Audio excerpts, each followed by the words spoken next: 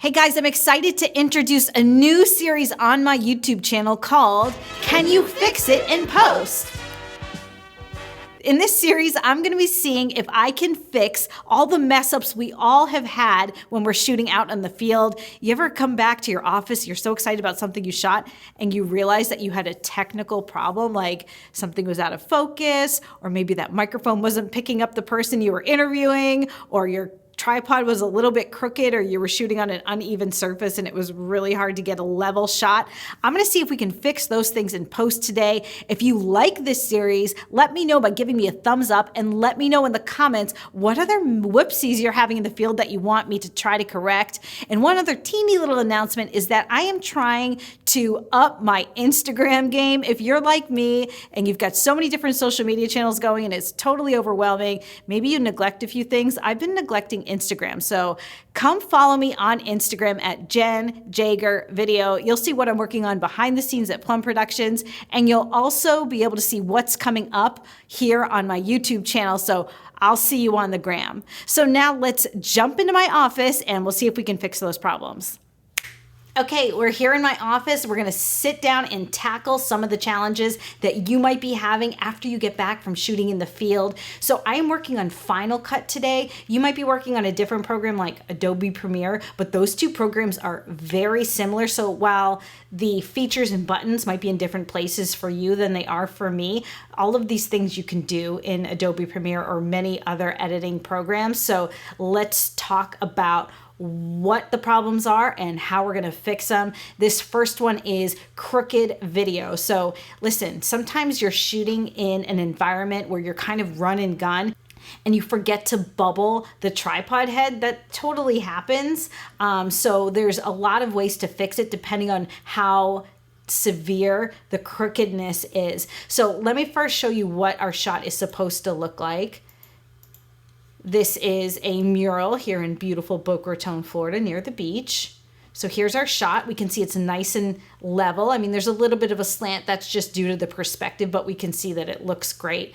So let's look at this next shot. This one here, you can see that slant at the top of the building. And obviously, anytime you've got straight lines in your shot, this is where these crooked challenges are most evident. So we can see that the degree of slant here is not horrible, but we can definitely improve upon it. Let me just show you how to do that. I'm going to grab my clip and I'm actually going to reduce the size of my window. So this video has all been shot in 4K.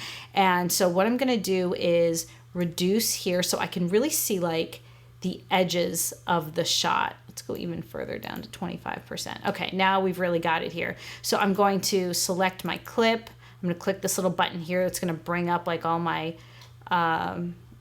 borders and everything where I can resize and rotate. We're just gonna grab the corner, super simple like any other program, and I'm just gonna rotate this like a hair, and obviously that's a super easy fix. But what about if you're in this situation? So here is a shot that's super crooked. I mean, I don't know how you wouldn't notice that your shot was this crooked, but maybe you did it deliberately. Maybe you're trying to be really creative and you shot something at a Dutch angle for whatever reason, and then you got back to your office and you were like, that was not the smartest choice.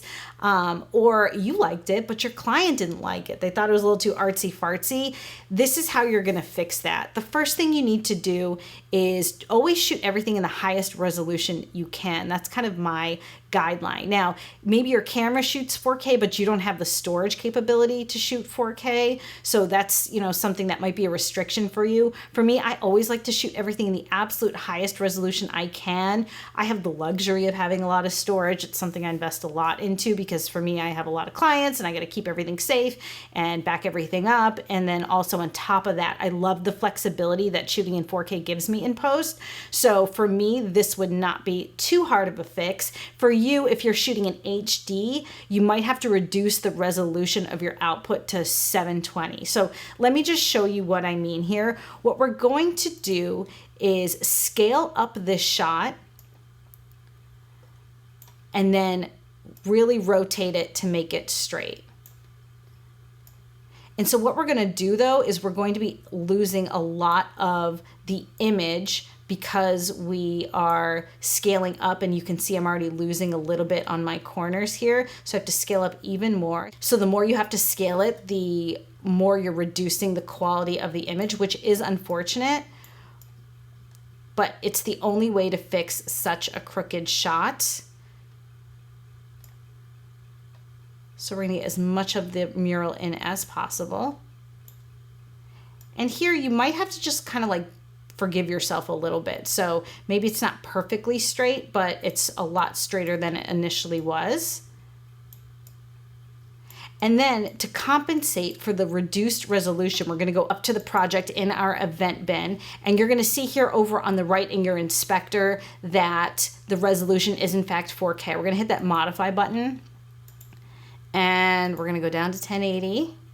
And honestly, your client's not gonna know the difference if you're exporting in 4K or 1080. Usually they just expect things to be HD, and that's fine. A lot of people are still shooting HD, so this is perfectly acceptable unless you've agreed that you're exporting something in 4K because they're gonna be showing it on some huge screen, right? So this is like fine to do. So we're gonna reduce that resolution, and then that way we haven't really compromised the quality of the image, and it still looks really high def. Okay, here is our next challenge. What if you did what I recommend you never do? Use the autofocus and your subject is out of focus.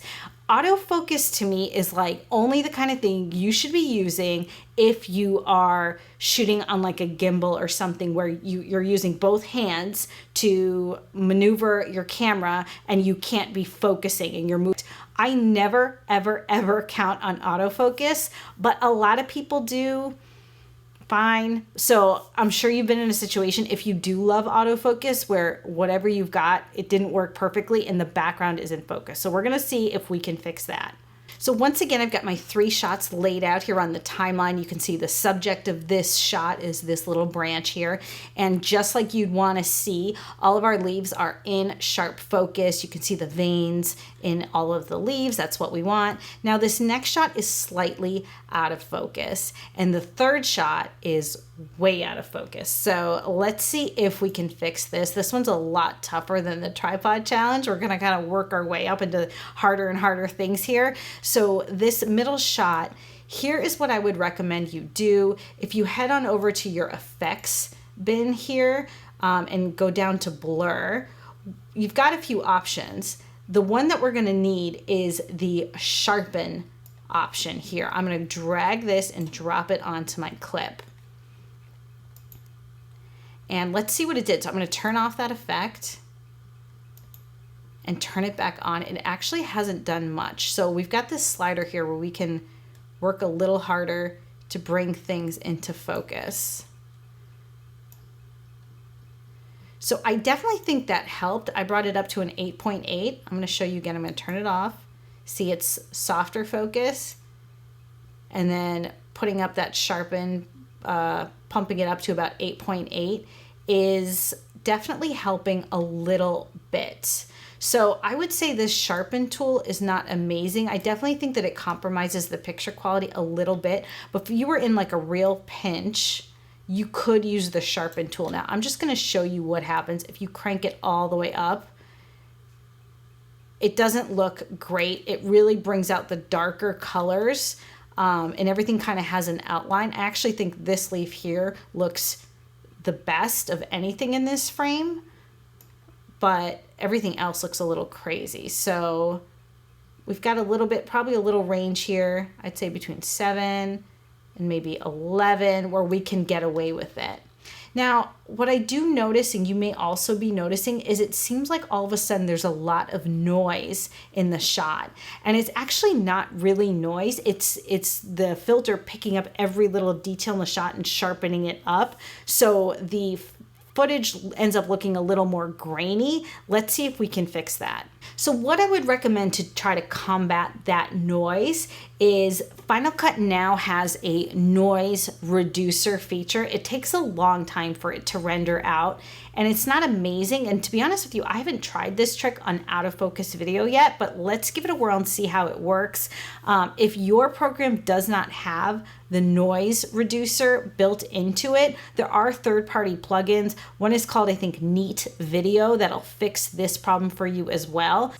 So I'm going to just search for noise because I can't remember where it lives here. So here we go, noise reduction. I'm going to drop it in, and it's got a process. You'll see how here on the bottom left corner that it's got to think about it, and we can adjust how affected our video is. Let's put it on maximum and see what happens. And then you can adjust the sharpen on this as well. So I've got everything on maximum. I don't think it looks amazing. Let's turn off the sharpness because we've already got the sharpen on here. And I'm just playing with these different levels of noise reduction. I'm just turning off the noise reduction on and off so I can see if it's actually doing anything. It definitely is.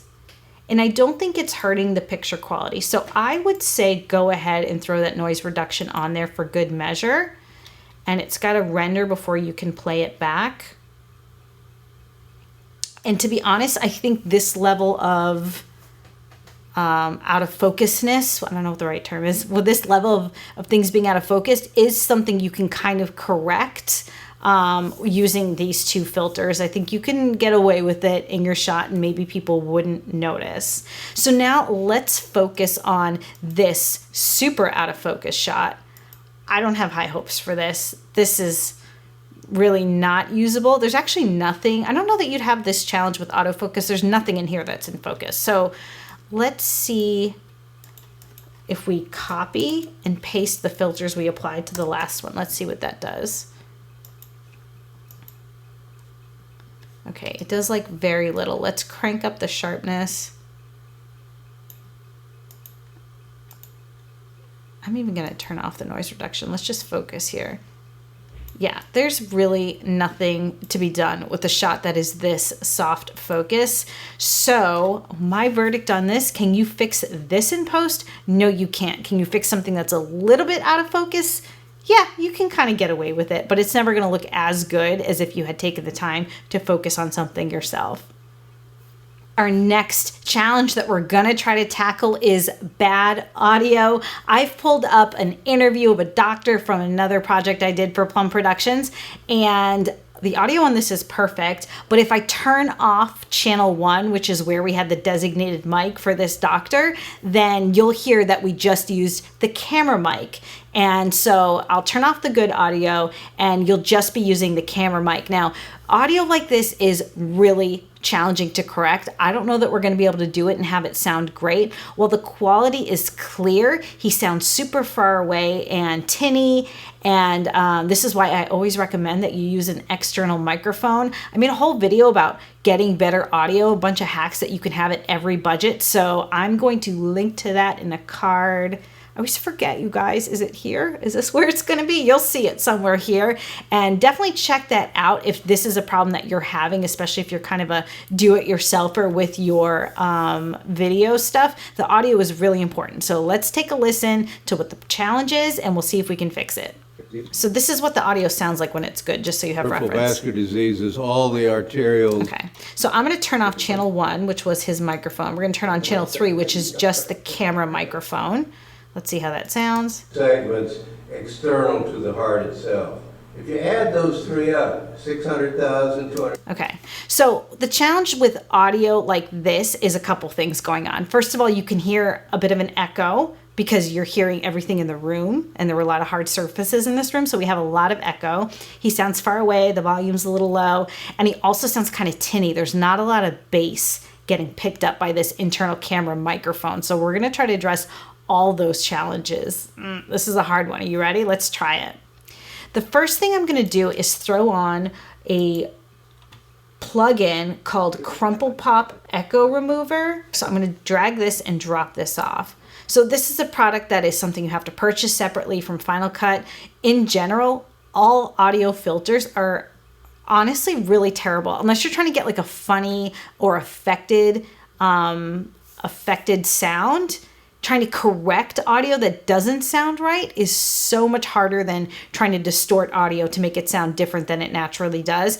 And I don't think anyone's really come up with a great audio filters for this particular problem yet. So we're going to work with what we have. But I do know Crumple Pop is good typically if you have good audio, but there is a bit of an echo just because of the environment you're in. Let's see how it does when we have bad audio to start with. So I've dropped it onto my clip. We're going to go on over here. Here it is on my filter. I'm going to hit this little button. And this is going to bring up this window here where we can listen to the adjustments as we make them. So I'm going to hit the remove echo button, and now let's listen. 180,000, 130,000, yeah, slightly over $1 million. Okay, let's turn this off and hear what it sounded like. Peripheral vascular disease is about 100. Okay, it's not making much of a difference yet. Let's crank up the strength. Peripheral vascular disease. Okay, it's definitely correcting the audio, but it is distorting the audio at the same time. So let's dial it down. Peripheral vascular disease is about 130,000 deaths. Okay, I think that's a bit of the sweet spot there. Let me crank this up so I can really hear. Peripheral vascular disease is about 100. Peripheral vascular disease.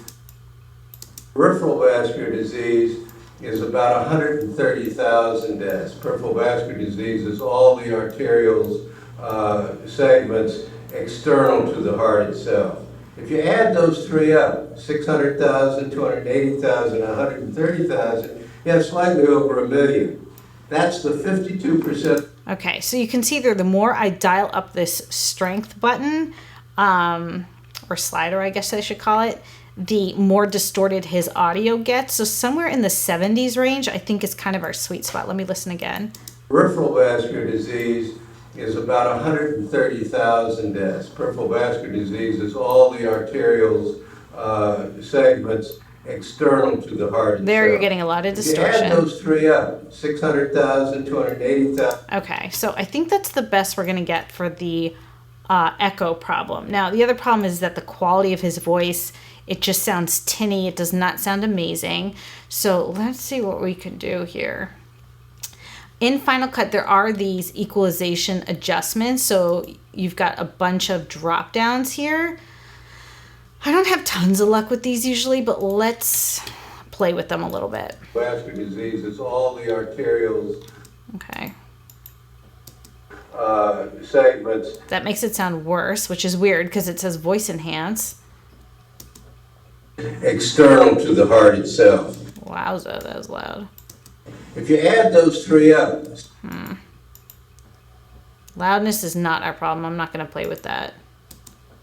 600,000, 280. All right, let's try the bass boost because I do feel like the bass is what's missing from his audio. If you add those three up, 600,000, 280,000, 130,000. Yeah, so I gotta say, I don't think that this audio sounds any better. I think it sounds different. I think the audio is reduced, but the quality and the tone of his voice is also distorted. So I'm gonna say this is not a problem you can fix in post. This is a really common challenge a lot of videographers have for varied reasons. Some of them don't own an external microphone. Some of them are not monitoring their audio as they're shooting. You should definitely have a set of headphones plugged into your camera so you can hear what you're recording. It's so important. But make sure you check out that video where I give you hacks for getting better audio because it's better than what's going on here. So our last challenge is not white balancing. And this is probably, I've been around a long time. I don't usually have these particular challenges very often on my shoots, but the white balancing I would say is, if I am going to have a problem, this is the one that usually gets me. So if you're not familiar with the term, white balance really just means that you point the camera at something white and you push a button and you tell it this is white under these lighting conditions. And if you don't do that. You might end up with video that looks really yellow or really blue, depending on the conditions that you're shooting in. So let's see if we can fix that challenge. Ready? Okay, so here are our next set of clips. This is another mural at that same beach in Boca Raton. So this first one is properly white balanced. You see the grass looks green, the mural looks blue. The sky doesn't look quite as vibrant because it's kind of a hazy day. It's summertime here in Florida. But here's the next shot where it's very yellow looking. And our next problem shot is here where it's very blue looking. So let's first look at that very yellow shot. I'm going to select my clip, and Final Cut does have a pretty great correction feature. If you go here to this little magic wand tool, do the drop down and select balance color, it'll automatically balance for you. And actually this one looks not bad. Sometimes right off the bat it doesn't quite look perfect and it needs a little bit of adjustment. I can say if you get a peek at this, whatever this parking lot is here behind the building, the concrete looks kind of pink. So to me, this isn't quite right, but we're actually going to use that to help us. So if you draw your attention up to the inspector here, right now the method is set to automatic. Let's click it on over to white balance, and let's click this little color picker, and let's pick something white. And this is almost mimicking what we should have done out in the field, which is point the camera at something white and press the white balance button and tell the camera this is what white is. So that did not work. Obviously, this looks really blue. So let's pick a different part of the frame. Okay. So this is certainly an improvement, but I would say that these white tones still look really pink to me. So we can do some fine tuning. I'm going to click on over to this little triangle, which is the color inspector. And let's make some adjustments here on this screen. So I just want to tell you that this whole little color square where you see this huge range of colors and you can drag the different exposures and tones from your video into different colors over here. This thing is very sensitive. I wouldn't even recommend touching these circles at all and just using this tool down here, which is going to affect these circles, but you want to make adjustments in such small increments that if you grabbed one of these circles, I'll just show you. I mean, it just like gets crazy, right? So what we want to do is really focused down here. So to me, everything kind of looks fine color-wise here, except for these whites. They look a little bit pink to me. So I'm going to click on over to highlights. And what I want to do is, what's the opposite of this pinky tone would be more green toned. So I want to pump up the green in the highlights a hair. This shot as it is, I think is passable, but for the purposes of this demonstration, I just want to show you like the fine tuning you can do. So let's take this number here and we're going to slide it down into the green zone. And then we're going to take this percentage and we're like going to inch it up percentage by percentage until we're happy. All right, so to me, that looks white. You can see I'm only at 12% here. So if I turn off the color board, look at how pink those whites look, and then look at how much nicer and actually true to white they look. Look at this parking lot back here, pink and white.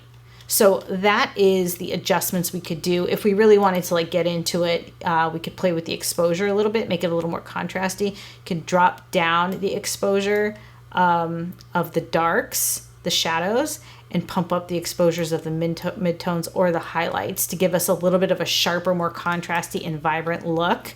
Now let's focus on where it looks really blue.